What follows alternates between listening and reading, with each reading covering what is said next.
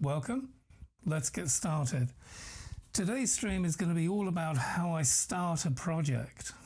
Now, I see this constantly churning over in students' minds, and I think it's really important that we cover this. It's like I said, this will be recorded and will appear live onto the community, so you can rewatch it any number of times you wish.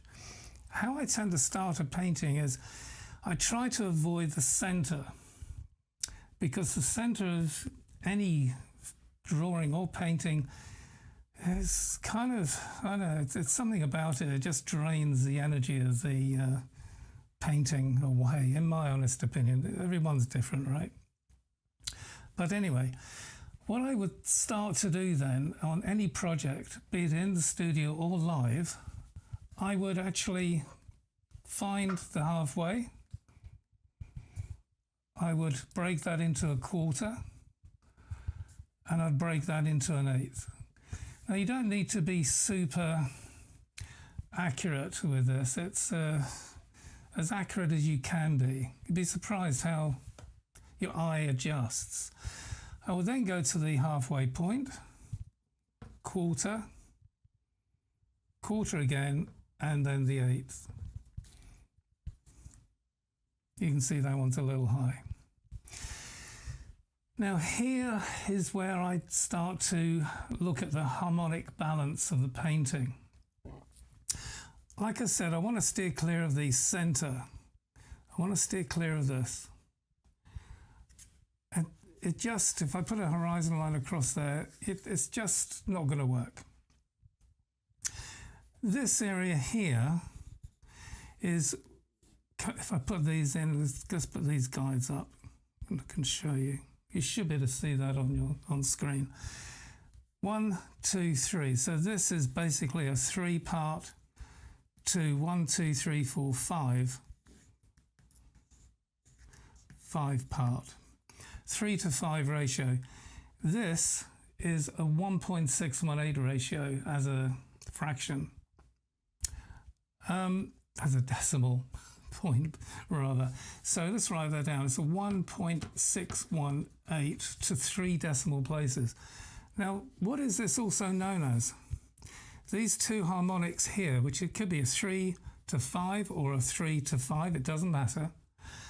These are what we call the golden section or divine proportion. It goes by a number of different names.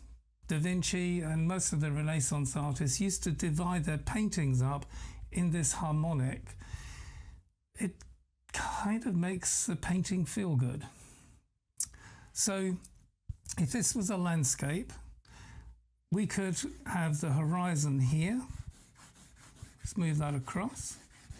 Here we go, roughly anyway. Or we could, so let's continue. There's the halfway. Here's the 3 parts to 5 going the opposite direction. So here we could put a sun, let's say. And to balance that off, maybe we could have some kind of headland going in here, which is on the 3-part to 5 ratio the opposite way. Now already this looks kind of interesting, like it could be an interesting painting. We could even extend this across, and you could put another one here. In other words, this is again on the 3 parts to 5. The choices are endless. It's your painting and how you decide to divide it up.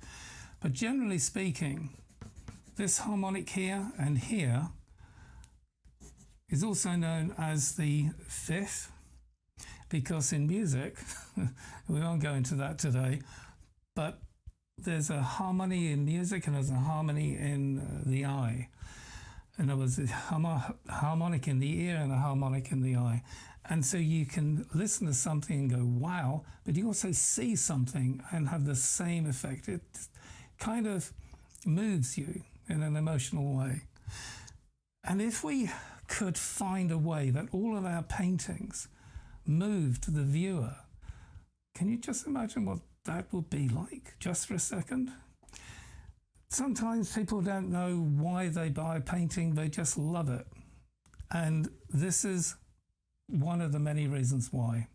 Could also be colour, of course. If you're looking for a blue painting, well, you're not going to go and rush out and buy a green one. So if the colour's right and the design is kind of singing to you in some way, then you're going to get noticed. So here we have the sort of main harmonics of the painting. Now there is another one. You have the fourth here.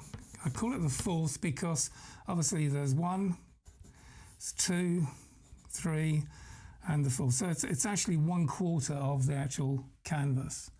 And again, there's another harmonic here again, which is the fourth. Both of those are the fourths.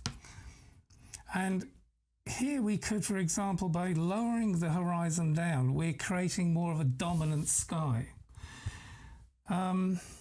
And if you've got a really powerful cloud or a sky that you want to paint, maybe that's the good option. Maybe you need the horizon level down here so that you end up with a more dominant sky, a more interesting, or more space to paint a sky on. But let's say the opposite is true. Let's say you've got a really interesting foreground. I know, you could be on top of a hill and you can see a valley below you. Then you can have the horizon up here. I tend not to go that way because effectively what you're doing is you're altering your eye level. You're making yourself really tall. And as you make yourself really tall, you're looking down on your subject, and this diminishes your subject. What ideally speaking you want to do, and this is very true with still life, you don't want to be looking down on your subject. Maybe you don't want to be looking up at your subject either. Maybe you just want to be looking at your subject on the same eye level, or the same level as your eyes. So bear this in mind. I think if you observe this and you're aware of this, then you'll see it in many, many different paintings, whether it's a dominant foreground or a dominant sky. Where the horizon is determines how high the viewer is. Bear all these things in mind. Now let's break from this. Let's get this off the screen. There we go. Put that down for a second. And let's go on to another subject, just and slightly more variation on it. So let's look at the focal point for a moment. What is the main focus of your subject? Now again, if this is a landscape, let's just put these in again. Let's a little bit simplified this time. So there's the halfway, there's the quarter, there's the fifth, which is 3 parts to 5. Let's put that in as a rough skyline or horizon. And again, let's do the opposite on the other side. Here we go. I'm going to put a quarter now for the sun. I'm going to push it over here. And again, let's go quarter up. And the fifth, I'm going to make it low down. So where these two things cross, that's going to be my sun. Okay? So the sun is low down. Now, where are you going to put something? Where's the center of your focus? If this is a seascape, then you could be looking at maybe having a wave coming in. So where is that wave? Again, think about your harmonic lines. So here's the fifth in both left and right. This is the quarter in both left and right. So let's say, for example, we have, let's break this down again. Let's put a guide across here, because that's, let's say that's going to be where our sand is. And here we have the fifth. Let's bring that around and make the water recede a bit in that area. This is just straight from my imagination. There's no, you can see over here we've got a photograph of a woodland scene, which is what we're going to be doing in a few minutes. But I want to explore this with you on multiple different genres. So let's now put a wave in. Now I think this should be the bottom of the wave because it's on the quarter here. So let's have this as a kind of crashing wave. This is the fifth, remember? So it can come down. This wave comes along, dies a death out there somewhere. And let's say goes along and here. Here we go. And there's our wave. So this bit is the crashing wave coming across. I don't go too detailed. And this is the deep water of the rising water of that wave. Let's just push this across just to demonstrate to you what I mean by this harmonic. Again, let's just quickly push this in. I don't want to linger too much on this, and do practice these things, because, you know, it's the way we learn. Don't worry about getting it right. Get it wrong. You learn far more when you get things wrong. As I keep telling my students who come to class live within my studio here. So here we go. That's a bit of background here. Let's push this in a little bit more. And now let's have, for example, so this is a feature, and it's a crashing wave feature, and it's kind of centered on the fifth. Can you see how there's a balance between the sun and this feature? Now, let's have another feature here for a second. Let's just say that there's some kind of, how you'd explain this, like gushing water. So the waves crashed, and there's a mass of water coming up the beach, and it's like a sort of whoosh, it's coming up, yeah, it's coming towards you. So here we go, let's just push this in. Broken line, and let's just, don't make it too big, but just let's have it here, here we go, coming across like this. Shadow underneath. I just want to show you, this is just completely, I've got nothing in front of me, this is just out of my head. And I just want to show you, let's change to a bit of charcoal, because it's lighter. It's going to be easier to sketch this in with fairly swiftly. And I'm just going to use my finger just to mask that in a little bit. Okay. And again, water coming up here.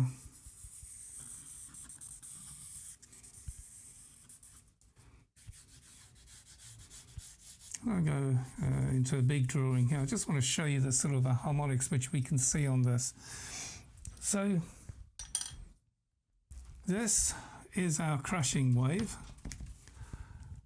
Here we have that foam which is kind of rushing up the beach towards us.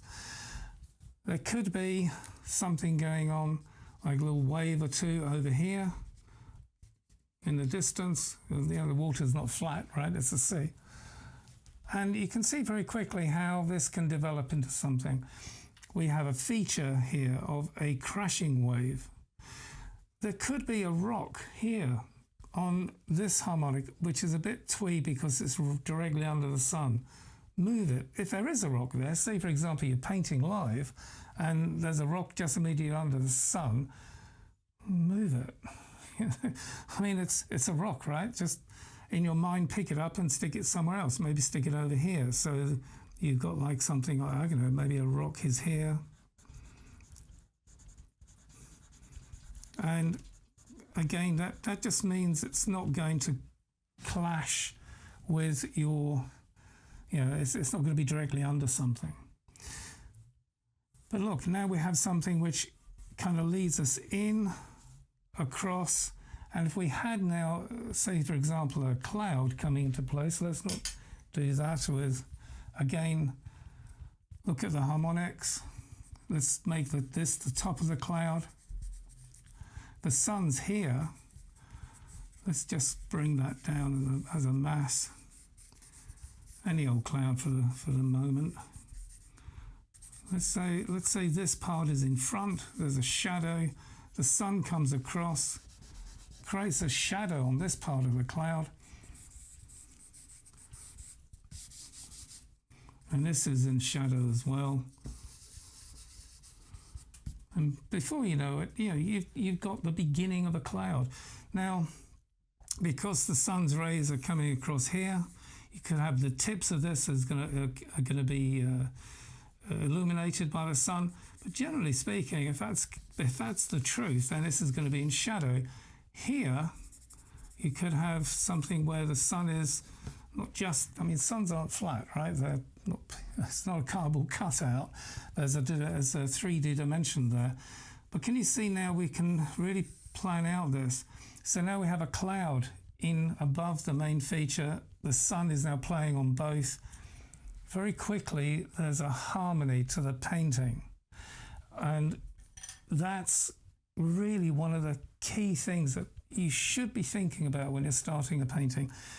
A lot of students, when they first start, they use a photograph, obviously. So you take a photograph, that's nice. The scale is a bit boring, but that's what the photograph was. You don't have to paint or draw it exactly as it is. If it's a boring sky, well, another photograph you might have could be of an interesting sky, but maybe a bit of a bland background, or it's a forest or it's a field, but you really want to be painting a seascape. Steal the cloud, put it across onto your seascape. If you have a photograph of a bit of driftwood which is drifted up onto the beach, but in your main photograph it doesn't exist, steal it. It's an element. Think of these as elements within your painting, and you can decoratively put these elements any way you wish on your painting. So do think about that, because it is kind of an interesting way to lay out something which could be quite boring, had it not been for the fact that you've got other photographs and references you can use to make it more interesting. Okay, let's tear this off now. And let's put that on the floor. Right. Now let's look at a design sketch. You see in the photograph this, it's actually a painting I painted in as a demo. And it was nice. I kind of liked it. It had a lot of good points about it, but it also had some things in there which I wasn't happy with. For example, there's a tree which sticks up in the middle, and the path is kind of also very close to the middle. It's slightly offset, but it kind of, for me, it cut the painting into two. And it was only a small sketch. It's literally a 5x7 canvas, 5 inches by 7. So, which is what? What's 7 inches in metric? Geez, 175 mil maybe by 120-ish. So it's not big. It's quite small. But let's now work this through. So do you remember, if we come to the halfway, there's the quarter or the fourth. It's a bit low, but never mind. And this is the fifth. I'm going to put this on the fifth. So I'm going to put the horizon across here. Now let's come vertical. There's the halfway, there's the quarters, there's the fifth. This is where the tree currently is. Now, okay, so let's set the scene here. This is a test painting. It's something I've done. It's a hybrid. It's sort of out of my head, but it's also loosely based on a photograph that I took in North Yorkshire. I say loosely in the sense that it had a path and it had some trees, but it didn't look like this. So it's mostly out of my head. So, but I like it. It's something nice about it, but I want to make it a bigger painting. So before I make the same mistake twice, I'm going to move the main tree, which is currently here. I'm going to move it over here. I'm going to move it to the quarter harmonic. So how do you do that? Well, you just do that. Bring it down. For the now, let's bring that down. Let's enforce that a little bit. Here we go. There's my tree. Now I might widen it a bit So let's do that. Let's bring this up. Good job, I don't need a steady hand for this. Here we go. And I'm just going to smooth the edge on that, blur it a bit. It already looks like a tree. Right, the tree has at the base a shadow. Now, where's the sun? Good question. I mean, I've currently kind of got it, I think it's over here, but I'd much rather have it over here. So again, on the quarter, bring this up to the quarter where that's halfway. So I'm going to put the sun in that location, which means my shadow is going to be doing this. Just for the now, I'm just going to put that in as a rough. Now, let's look at this path. The path is currently just left of the center. I kind of like its entry point, so let's put that in first. It's sort of on the quarter, and it's quite wide. I think it goes to about the 5th.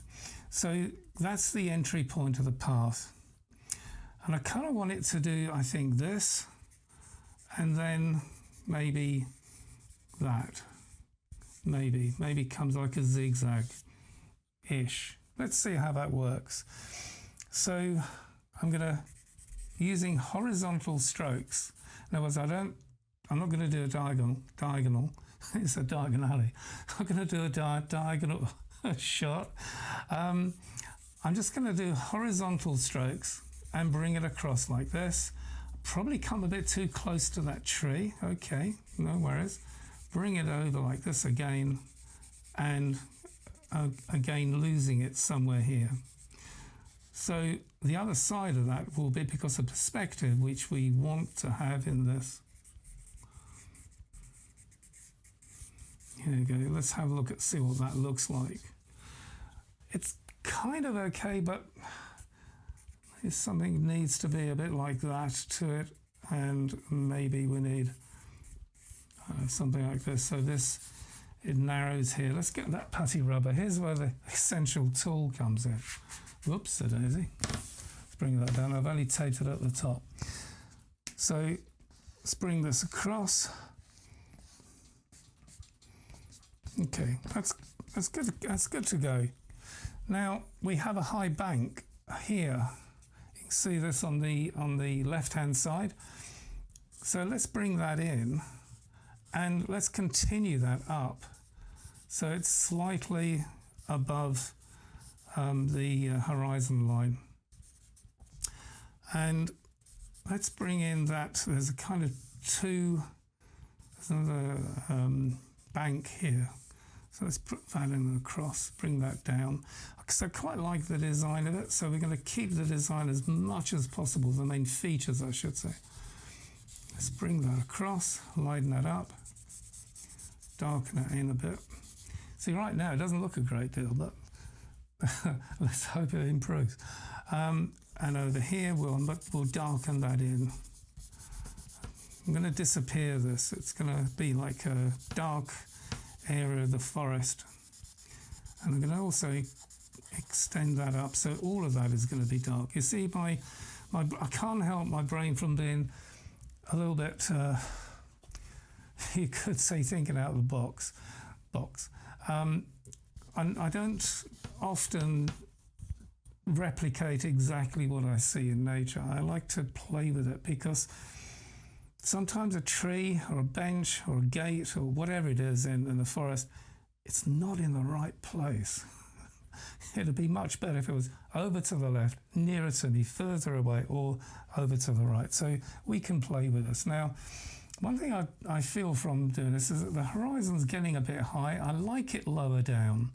So I'm going to shift it to about here, which is probably nearer to the truth.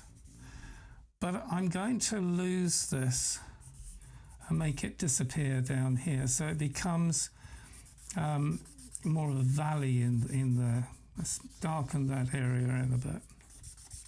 And this is very much what I'd call a design sketch. It's what I really do prior to painting, because I'd rather sort the design out on here than I would on a canvas where there's wet paint. Let me just bring that path in about here, and I'm going to bring this dark area in. You'll see what this is. I kind of got it fixed in my head. I think it's like the shadow of trees, or the shadow that trees make. And you can see it on the photograph, or the painting, I should say, already.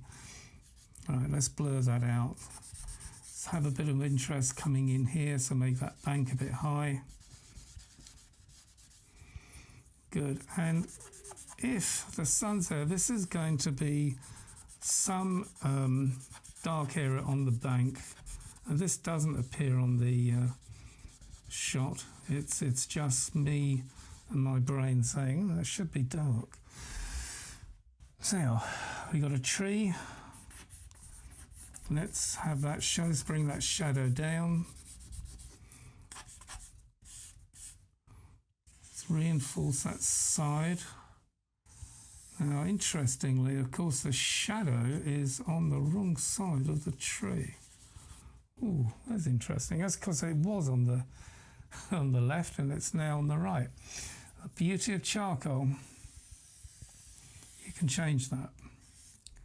That's why I say to all my students, don't worry about making a mistake. It's okay. It's no big deal. Now here, the putty rubber will lift off that highlight again. The way to clean a putty rubber is to just roll it into, like I'm doing here, just roll it into your fingers and it will clean. There you go. Now the highlight is on the other side. Much better. Right. So we got one tree in. There's a few trees over here. I kind of feel maybe we might need a few more. I'm going to put some rough shadow in.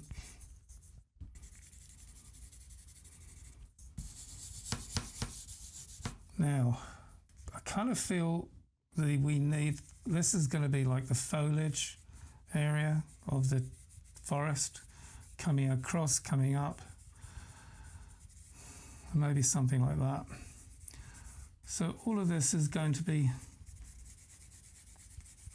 leaves. Let's put those in. This is only a design sketch. I'm not really fussed about what it looks. I'm not going to win an award on this one. I'm going to keep the sun visible. I know where it is anyway.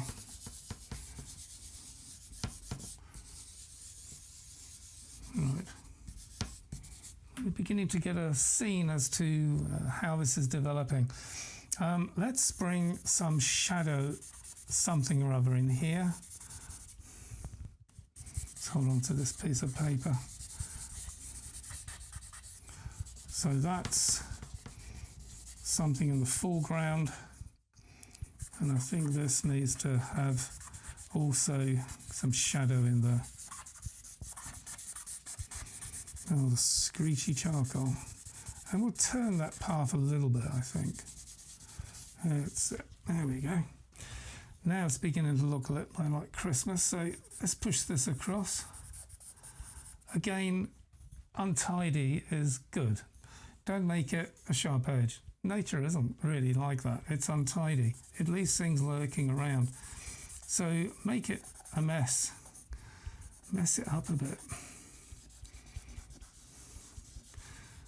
Now we're just having fun at this stage. So there's nothing written in stone.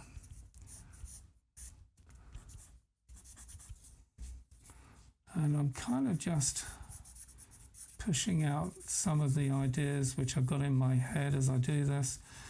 Like I said, we got a rough guide, but I'm changing it. Hopefully I want something better. This looks a little bit too neat, so I'm going to mess that up a bit. And I want a shadow. Good. And this I want a shadow. Oh, hello. Paper's moving. Hopefully it's still within the camera area. Let's hold it down. Again here, let's just make it messy. It doesn't have to be, but it'll be something. I've got no idea what it is yet, but it'll be something. And here, maybe we need a rock of some description. Let's push this paper down. I think it's curving up. There we go, one rock.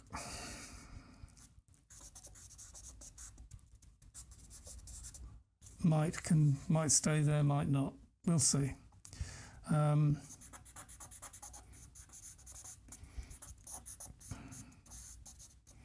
We'll see how that works in a second. In the meantime, let's just mess that up a bit. Put a bit of mess around here. Shadow line. Okay, and we're now ready, I think, for something, a few more trees maybe. So we've got the main feature. This is currently the main feature. This path is a feature, and some of the bits and pieces around here are features. And let's now put another tree in. So let's just feel this for a minute. Let's take a slurp of drink.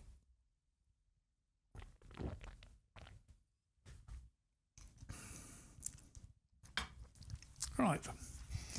So bear in mind, I don't like anything in the center. Avoid this. He drops his putty rubber. So this is the fifth. And you don't have to go straight up. So let's bring a tree like that. Maybe it breaks into two there.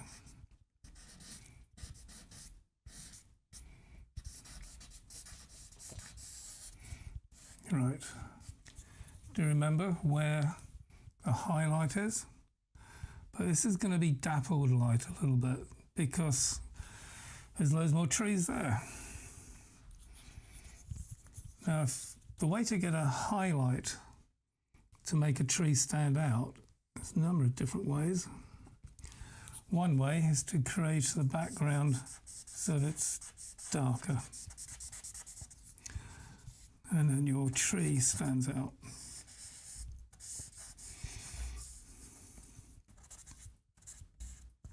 Bear in mind, look where the shadow is. Let's have another go at this. Let's have another tree. Something, maybe this one is just over the hill. Again, doesn't have to go straight up. Doesn't even have to be a big tree. There we go. And a few more. Let's just put them in, random strokes. Here we go.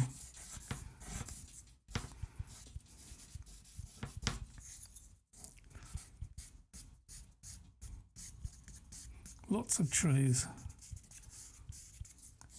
Don't put them in all at the same angle. What about here?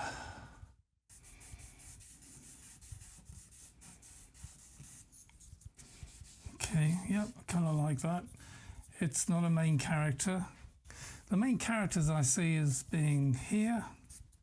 This and this is the main characters. Maybe this could develop into being one.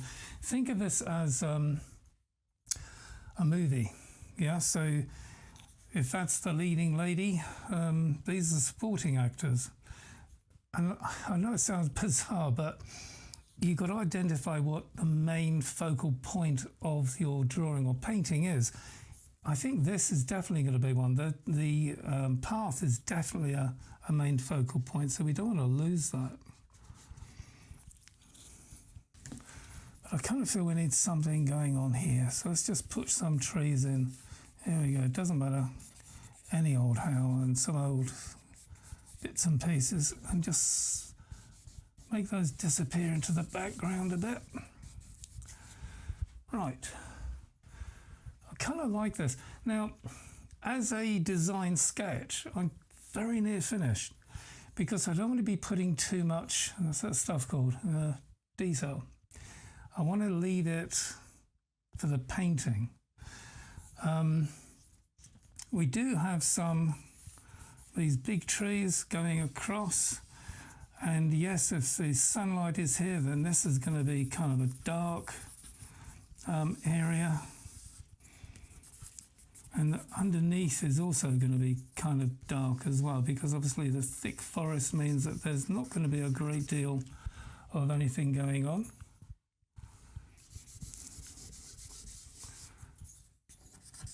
That's it.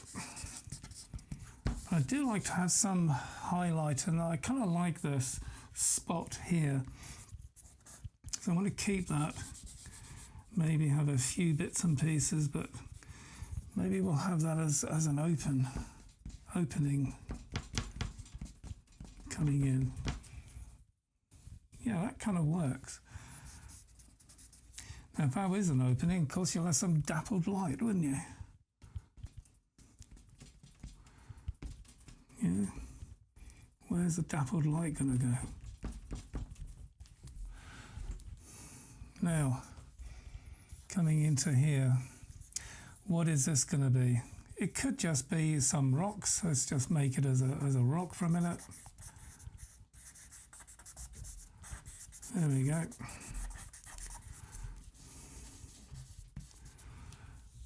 Or it could be something a bit more than that. You could have that as maybe, I don't know, some bush or something, or a few long grasses sticking up. Not sure. We'll see how that works in a second. This doesn't need to be too detailed because it takes our eye away from this. What is the main subject here? This is, look at this as a focal point. This round here, and it's surprisingly close. Where are we? That's the center. So maybe we should shift that over a bit. And this is why I say the process of drawing is like, it's changeable. You can change it. It's okay. Let's move this over.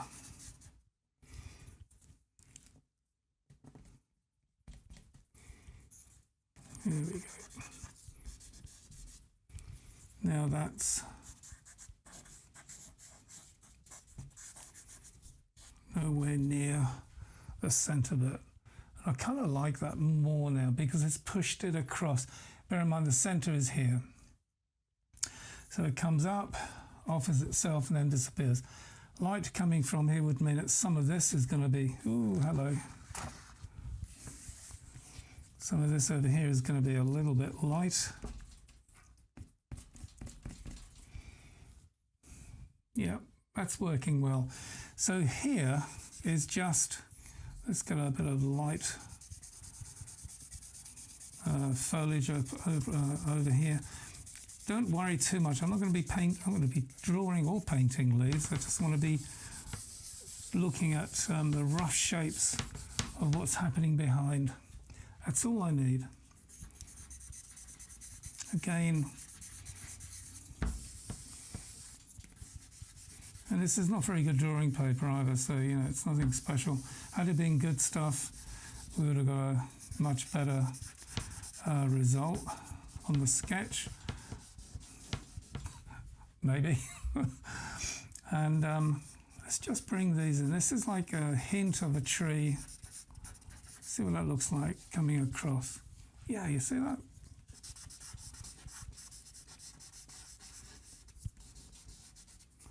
Nothing more. Okay. A few here.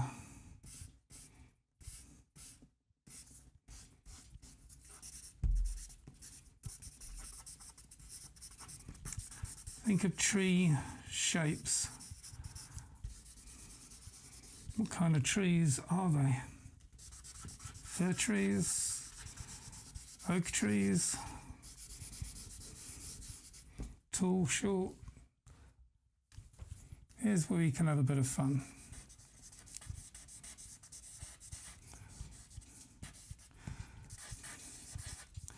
And you learn so much, by the way, from doing this. Don't think for 1 minute that you shouldn't. You really do learn an awful lot from just having a bit of fun, making a sketch and making it come alive. bit noisy.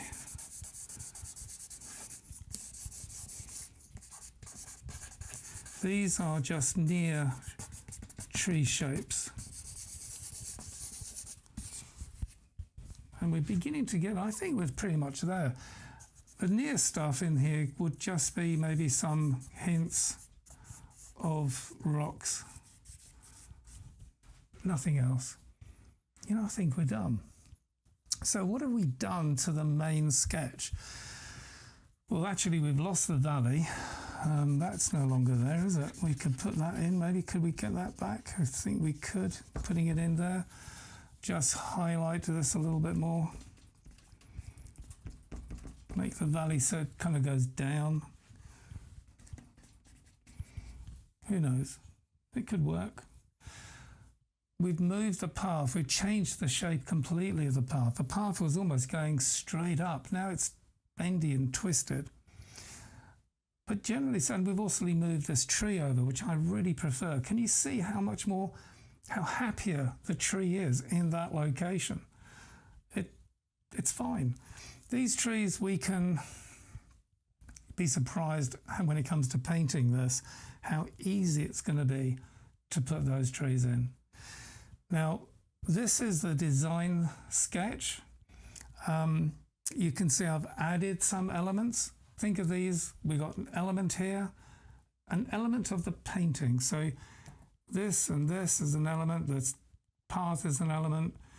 These background trees are supporting the element. They're not big elements, they're there, but they don't want to scream and shout. Don't put too much detail in these when it comes to painting, because every bit of detail you put in takes your eye away from the main actor, the main element.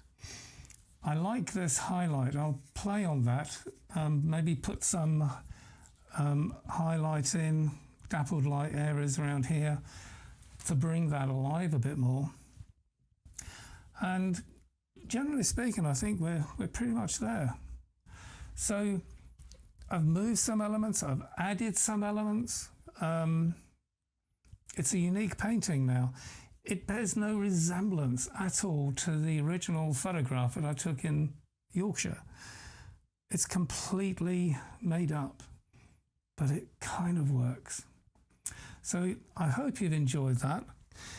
Next week, next Tuesday, we're going to be taking this and producing a painting. The first stage of any painting is what I would be doing this as an imprimatura, which those of you who are students of mine know exactly what that is, but don't worry if you don't. I'm going to go through it in detail as to exactly what an imprimatura underpainting is, why we do it, how we do it, and it's fun. It really is good fun. It's a bit like charcoal, but it's less messier. So I shall look forward to seeing you next Tuesday at 5 o'clock. All of these webinars are recorded, like I said, and will appear on the community probably by tomorrow. So until then, have fun, be safe, and I look forward to seeing you next Tuesday. All the best. Bye-bye.